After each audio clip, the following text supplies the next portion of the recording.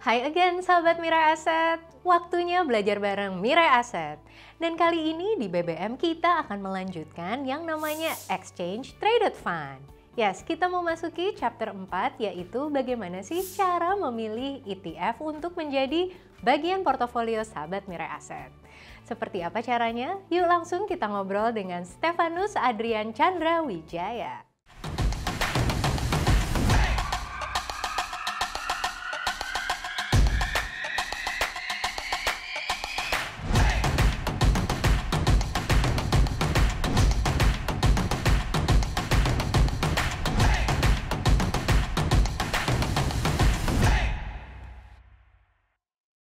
Dan sekarang saya sudah bersama Mas Chandra yang akan ngasih tahu bagaimana sih cara kita memilih ETF yang oke. Baik, sebelum kita mulai ke cara memilihnya seperti apa, kita lihat dulu nih tujuan investasi kita dan juga strategi investasi kita seperti apa nih untuk ETF. Dan perlu kita ingat lagi, ETF ini merupakan produk yang sangat cocok untuk jangka panjang. Nah, kita masuk nih ke step-stepnya. Itu kalau kita ringkas ada 4 step nih. Untuk step yang pertama, sahabat Mirai Aset harus memilih dulu nih, dia ETF tersebut masuk ke aset kelas mana? Apakah aset kelas yang isinya saham ataupun obligasi? Dan untuk saat ini, di Bursa Efek Indonesia hanya terdapat 3 aja nih ETF yang dengan underlying index itu obligasi. Yaitu ada R-ABFII, ada juga XAFA, serta ada juga XISB. Yang kebanyakan isinya itu adalah surat berharga negara. Untuk yang kedua, setelah kita misalnya memilih ETF dengan underlying-nya asetnya yaitu adalah saham, kita pilih nih, kita mau beli ETF yang menggunakan indeks apa. Seperti contoh, kita pakai indeks LQ45, atau kita juga bisa pakai indeks IDX 30, ataupun indeks yang berkaitan dengan ESG. Untuk yang ketiga, setelah kita memilih indeks yang kita inginkan, kita harus juga nih melihat fact sheet ETF itu sendiri.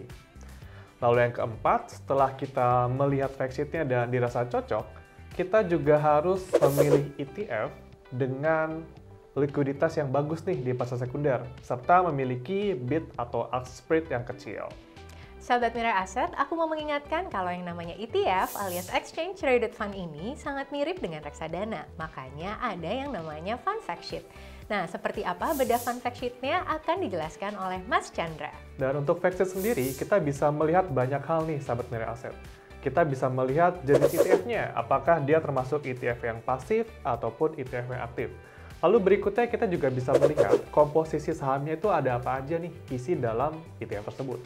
Selanjutnya kita juga bisa melihat biaya-biaya dan seberapa besar biaya tersebut dalam ETF itu. Ada biaya manajemen, bank kastadian, dan juga biaya-biaya lainnya. Serta yang terakhir kita juga bisa melihat bagaimana sih kinerja ETF tersebut. Salah satu tips mencari ETF yang oke dan bisa dimasukkan ke portofolio investasi kita harus mencari ETF yang liquid. Nah, seperti apa cara membaca ETF yang liquid ini? Nah, ini cukup menarik nih Mbak Alia nih. Ya. Kalau kita lihat, ETF yang liquid itu adalah ETF yang mudah untuk kita transaksikan. Baik itu beli maupun pada saat kita menjualnya. Seperti yang kita lihat di sini, ada ETF yang dia tidak memiliki bid sama offer nih. Nah, sebagai seorang investor, pasti kan bingung nih. Kita nggak bisa beli ataupun jual. Nah, Oke. Karena ternyata nggak ada demand-nya ya? Betul, Oke. tidak tersedia bid sama offernya. Oke, Nah, dan kalau yang liquid nih seperti apa nih? Oke, salah satu ETF yang liquid bisa kita lihat dari XNV ini.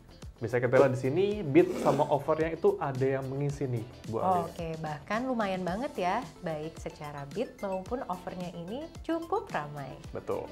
Tadi saya sempat ngobrol nih dengan Mas Chandra terkait unsur kehati-hatian. Kita juga harus hati-hati dalam memilih ETF. Salah satu contohnya adalah ETF yang memiliki bid ataupun ask spread yang kecil. Nah, sebagai contoh untuk bid atau ask spread yang kecil, kita bisa lihat nih di sini. Untuk ETF yang kita bisa katakan bid ask-nya itu agak lebar. Kita bisa lihat di sini di kolom bid-nya itu di angka 863, sementara di offer itu 879. Nah, sahabat Mirai Aset bisa bayangkan pada saat kita beli di 879. Dan jika kita ingin jual di saat itu juga harganya malah 863. Langsung rugi agak banyak malahan kalau Ya. terlalu lebar. Jadi memang harus diperhatikan gap-gap dan lebih mengerti lagi yang namanya bid offer dalam memilih ETF. Betul. Berbeda dengan XNVI misalnya. Bisa kita lihat di sini untuk XNVI, bidnya berada di harga 177, sementara di offernya ada di 179. Itu agak tipis bedanya, atau bisa kita katakan bid atau ask spread-nya itu kecil.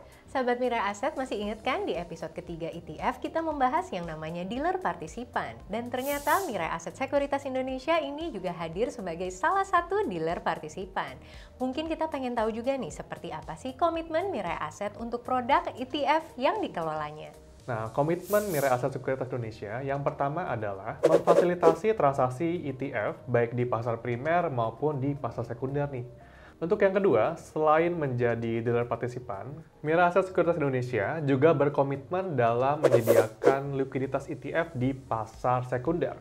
Yang berarti, Mirai Aset Sekuritas Indonesia senantiasa mengisi kolom bid sama offer nih dari ETF yang kita kelola, yaitu XNVI dan juga XEG.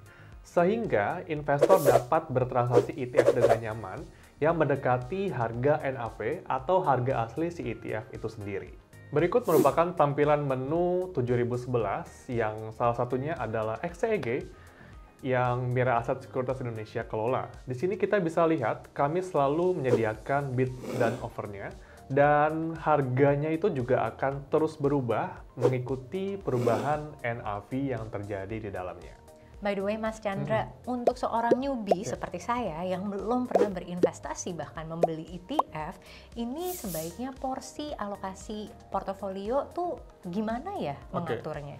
Oke, untuk sahabat Mirai Aset yang belum pernah investasi di ETF maupun di saham, boleh nih coba-coba beli ETF dengan kita pilih aja ETF yang berjenis ETF pasif yang memiliki underlying index yaitu indeks 30 atau LQ45 karena pergerakannya akan mirip dengan IHSG nih. Oke, sedangkan kalau misalnya untuk sahabat Mirai Aset yang sudah berinvestasi saham ataupun reksadana, ini gimana nih tips strateginya? Untuk sahabat Mirai Aset yang sudah berinvestasi saham, tidak ada salahnya kok untuk mencoba diversifikasi aset kamu di ETF. Karena ETF sendiri dapat mengurangi volatilitas dari pergerakan harga yang terjadi nih, sehingga aset kamu akan cenderung lebih stabil pergerakan harganya. Dan begitulah sahabat Mirai Aset, bagaimana cara kita memilih ETF dan juga mengalokasikan sebagian portofolio kita untuk tetap terdiversifikasi. Makasih banyak ya Mas Chandra atas ilmu tambahan ETF-nya. Sama-sama sahabat Mirai Aset. Semoga ilmu baru ETF tadi dapat membantu sahabat Mirai Aset memiliki portofolio yang powerful dan cuannya makin wonderful. Jangan lupa untuk di like, subscribe, dan komen ya. Sampai jumpa di episode BBM lainnya. Stay tune dan pastinya happy cuan!